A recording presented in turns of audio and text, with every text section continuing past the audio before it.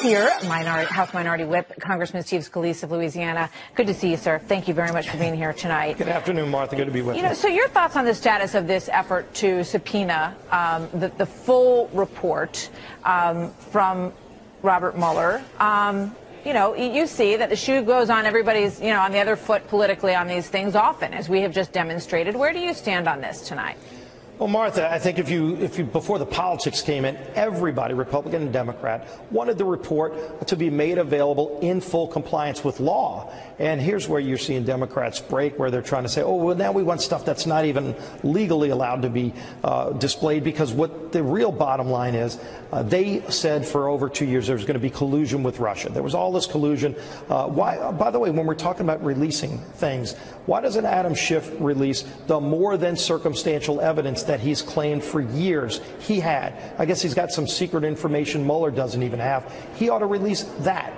So until maybe they ask every American to get a paperback novel mailed to their house of this report, they're going to try to make some kind of other political distraction to change the fact that they promised the American people for 2 years that there was this collusion. They smeared the president, they smeared family members of his, and it didn't turn out to be the case. And so now, instead of admitting they were wrong, admitting they misled the American people for 2 years, they're going to try to create some other distraction to change the subject. We should be focused on the bad apples at the FBI who were part of this investigation from the beginning, who had a political agenda. We know what happened. We don't know how many and how deep it ran. I want to see all that cleaned up so we restore the good name of the FBI. And all these people that promised there was all these things like collusion with the president that never was the case, they owe the American people an apology. I want to show you a poll that came out. This is an NBC Wall Street Journal poll. Does the report clear President Trump of wrongdoing? And it lines up with a poll that we showed last week as well. It does clear President Trump, 29%. Does not clear President Trump, comes in at 40%. What's your reaction to that? Well, it's not surprising, considering for the last 2 years you've seen every Democrat in Congress and, of course, the entire mainstream media going with this false narrative that there was collusion. When the report finally comes out in its form that legally the law allows, it's going to show what we've seen in the summary. No new indictments, no collusion, which there never was, but they promised it. And so maybe then the American people will see the full picture. But the bottom line is people didn't elect this majority, Nancy Pelosi, to be Speaker, to keep harassing the president and his family for 2 years. They were supposed to be focusing on the problems of everyday Americans. We, by the way, are not only focusing on getting the economy back, helping increase wages for families, lowering health care costs, but also standing up for the lives of unborn babies born alive, Martha. We've seen it now in states like New York, the governor of Virginia, trying to make it legal to murder a baby after it's born alive. This isn't even part of the abortion debate, and yet they want to allow that to happen. And right now, almost in half the states in this country, babies don't have legal protection under the law if they're born alive. We want to give the babies those protections. We have the Born Alive Act, Ann Wagner's bill. We're going to be bringing a discharge petition starting tomorrow to bring this bill to the floor. Let's have a debate. I think the vast majority, not only of Republicans and Democrats, people who are even pro-choice think it's wrong to murder a baby once it's born alive, yet they won't even allow that vote right now. All right, so tell me about that, and I wanted to ask you about this. Who is holding back the vote on this, and why? Nancy Pelosi, because part of their radical agenda, look, I mean, again, this is even beyond the abortion debate, but how radical is it that you think it's okay if a baby is born alive outside the womb to still kill it? Yet in states, more and more states, they're looking at bringing this process to make it legal. But why is Nancy Pelosi withholding? You say everybody, even people who are pro-choice, are in favor of this. So why is she not allowing a vote on this? Where does she stand on this bill? And what would she say about why she is not supporting it? Well, clearly she's okay with those babies being killed after they're born alive. I can't explain it. I think it's murder. Most Americans do, by the way. They're shocked that we need a bill to actually protect those babies born alive. Yet you're seeing now in states like New York, the governor of Virginia literally describing this gruesome process and saying it should be okay. And it's not okay. And so if Nancy Pelosi wants to block it, I think she's way out of step with America on this. We're going to keep pushing this issue. Well, we'd love to hear from her, why she's not bringing it forward and what her thinking is on it. Steve Scalise, thank you very much. Good to see you, sir. Great to have you here tonight. It's always great being with you. Thank Thanks. you. Well, even Kim Fox acknowledges she believes Jussie Smollett is guilty of faking a hate crime, but the actor will still not admit that. Instead, his lawyer says the Osundairo brothers may have put on whiteface to attack him. According to the court records, Smollett was very clear with police on the night of the attack that his attackers were white. He said they had masks on and gloves, but he saw their eyes and he saw the skin surrounding their eyes. Was that a false statement? Obviously, you can disguise that. You could put makeup on. It took me all of 5 minutes to Google. You know, I was looking up the brothers, and one of the first videos that showed up actually was one of the brothers in whiteface doing a Joker monologue with white makeup on. And so it's not implausible. It's not implausible. Is it implausible? Gloria Schmidt is an attorney who's representing those brothers, and she joins us tonight.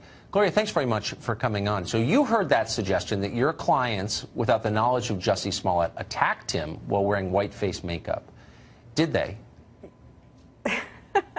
It's preposterous on top of more ridiculousness for her to come out and say that. You know what? Of course, anything is possible in that world, but probable, no. So do your clients, these brothers, concede that they were part of this hoax? Absolutely. They've cooperated, Tucker, from day one. I mean, their main focus was always to not be part of a fraud. And, you know, Tucker, if you look at the very little media that they've done and the releases that we've made, they've apologized for their role, and they feel tremendously regretful for their participation in this. So were they employed we're waiting on that for... I'm sorry, go ahead. Oh, so I just want to understand, were they employed by Smollett? I read that one of them had worked for the show, had worked for his show, and they had worked for him in some capacity. Is that correct? That's correct. Remember that there was a friendship. They had met on set. They had known each other for, you know, not more than a year. So they really put their trust in someone who they thought was their friend, someone who had influence, someone who could, you know, make a game change for them in their career. So yes, that's what this is really about. And we're seeing that in the news on various different fronts, people putting their trust in the wrong person and the worst of Hollywood. So they follow his lead. They take money from him in order to pull off this fake hoax. They get caught. So does Smollett. He blames them for it and lies about it and then beats all the charges. What do they make of that? Here's the thing about the Osundairo family, and I'm very proud to be able to say this. They are amazing people. It would have been very easy for them to stay lawyered up, for them to just say, we're not saying anything, we're not going to help the public heal, you know, we're just not. They wanted to make sure that they weren't part of that fraud, and so their value system really came out while they were in custody, and they went through a realization process that what Jussie wanted to do was tear people apart more, not bring them together. And one of the first statements we released, actually, we said that they were not homophobic, they were not racist, and that they were not anti-Trump. So what do they think the motive for this was? There have been a bunch of explanations, but why do they think Smollett did this?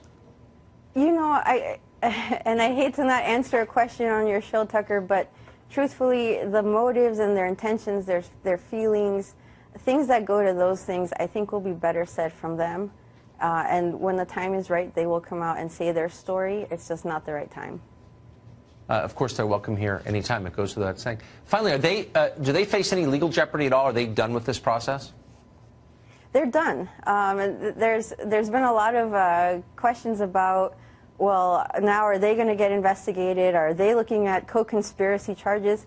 You can't be a co-conspirator to something that is not illegal. So, Tucker, for example, if I ask you to, you know, go out to the street and put a noose around my neck, which I would never ask you to do that, but if I had, that's not illegal.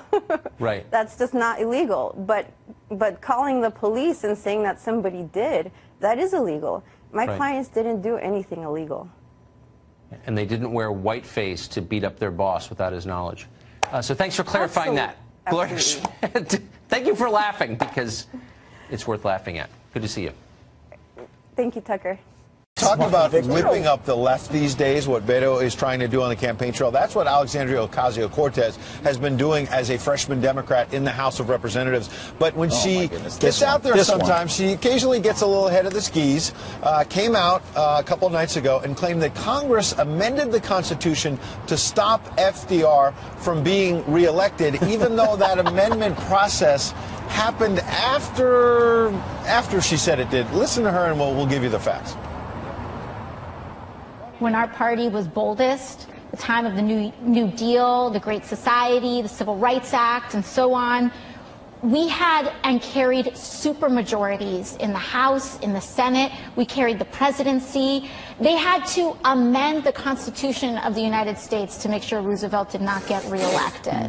And there were so many extraordinary things that were happening in that time that were uniting working people. Extra might be a good word, because it turns out when you look at the facts, April 12th, 1945, FDR died. March 24th, 1947, Congress approved the 22nd Amendment. Oh, 2 years later. 2 years later, okay, after good. he died. So it did not prevent his re-election. And in February 1951, the 22nd Amendment to the Constitution. So, of course, there were a lot of... facts are a little... Well, yeah, there are a lot of people that felt like maybe we shouldn't elect presidents for 4 terms. George Washington set a historic precedent by only serving 2 terms. Maybe we should stick to that. Let's go back to that. So you can... So she's right that FDR being in there for consecutive terms, in general, got this movement going. But to say it prevented him from being reelected is not what happened. Yeah, and it's also an important point, because she's so overconfident, because she's used to not being challenged, and she's used to most in media supporting her, and she gets to say, oh, they just don't like me. No, the issue a lot of people have with you is that some of the stuff you say makes no sense. It makes no sense. The Green New Deal you put out makes no sense. Take some responsibility. And if you're going to talk about historical context, you got to get it right, or you're going to be held to account if you want to be taken seriously. I kind of like what she said. I say we unite the working people, we amend the Constitution, allow for 3 or 4 terms, and then Trump can run again in 2024. Oh, so this is about Donald Trump, right? Yeah, like if she thought that was a bad move, I'm all in. Let's amend the Constitution and see if Trump can get a 3rd term. 4 or 5 terms? 5, 6, 7, whatever. Whatever. You know? Maybe we could partner on that. Tweet me, AOC. What do you think about that? Friends at FoxNews.com. Is Pete getting a little carried away? Yeah, maybe a little. Hey, if it's in the Constitution.